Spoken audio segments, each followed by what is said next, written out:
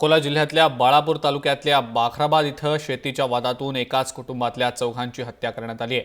2.5 acre शेतीच्या वादातून ही हत्या झाली आहे। सोमवारी सायंकाळी 7 वाजण्याच्या सुमारास ही घटना घडली आहे।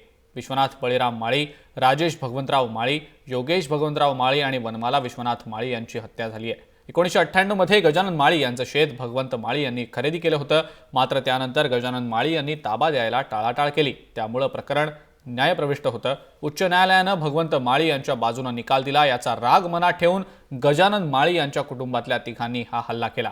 पोलिसांनी गजानन माळी आणि त्यांचा मुलगा नंदेश याला अटक केली आहे, तर दीपक माळी हा फरार झालाय। यातल्या वनमाला आणि राजेश यांची हत्या शेतात झाली आहे, तर योगेश आणि विश्वनाथ यांची हत्या घरासमोरच करण्यात आली आहे।